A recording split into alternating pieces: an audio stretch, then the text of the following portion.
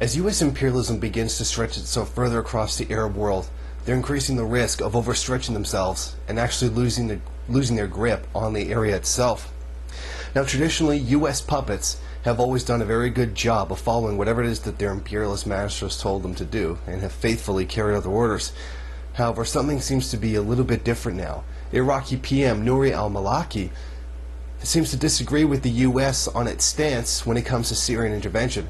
In fact, the Iraqi PM said that people who supply weapons and support to the Free Syrian Army, or the terrorists, are actually responsible for the slaughter of the Syrian people. Now, he said this as he was speaking to Russia Today in an interview. And not only did he say this, and so concretely break with the line that his imperialist masters have given him, but he's also acutely aware that the violence in Syria threatens to break over into the rest of the Arab world. Of course, the crisis is a matter of serious concern both for the countries in the region and for the world's major powers.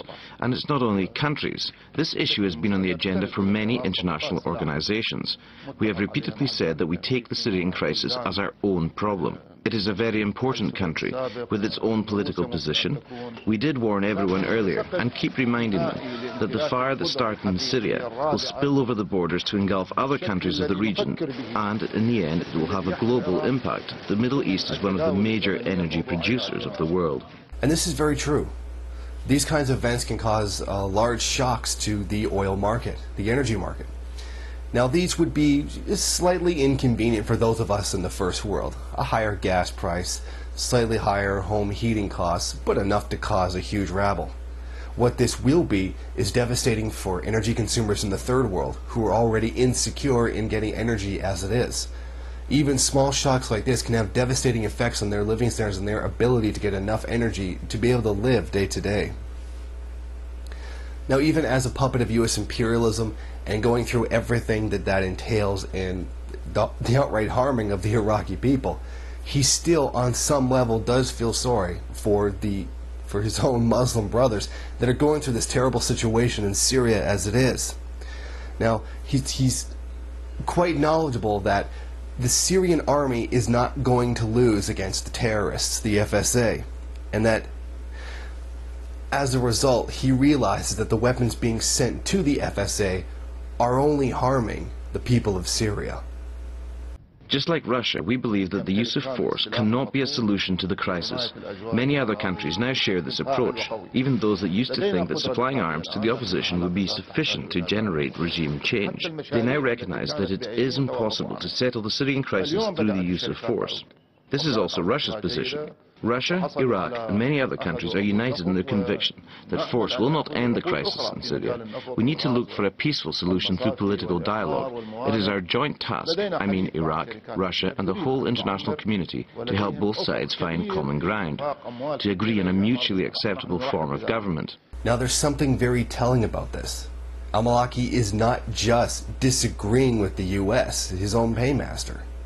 He's openly siding with Russia, the U.S.'s main competitor in this region, and the one who has a great deal invested on the continued existence of Syria as it is. I mean, this is not just, oh, I disagree with his policy. This is openly siding with the contending side of the U.S.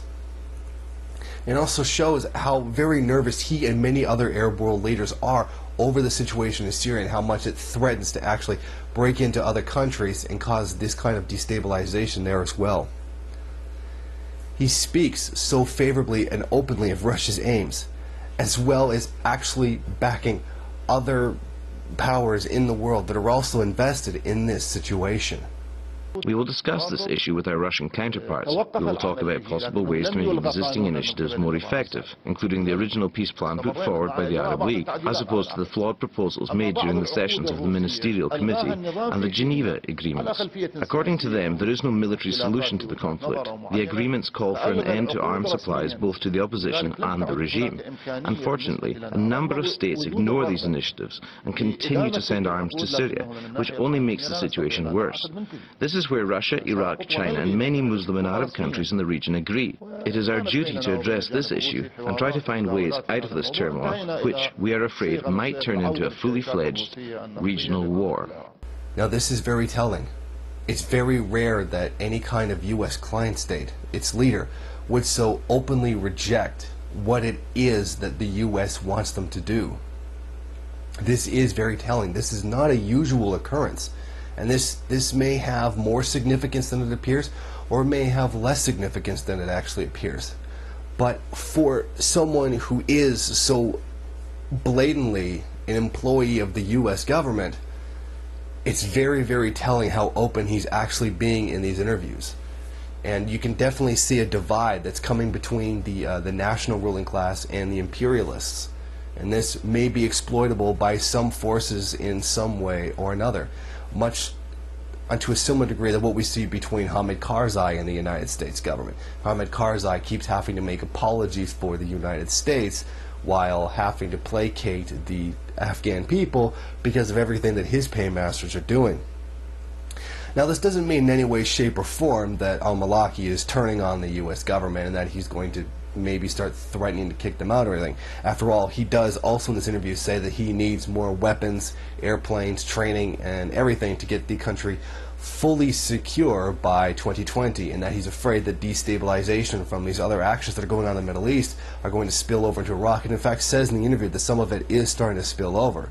So I think there's definitely a motive on his part to keep Iraq more stable after the great time of instability that it suffered as a result of the invasion of the Iraq War.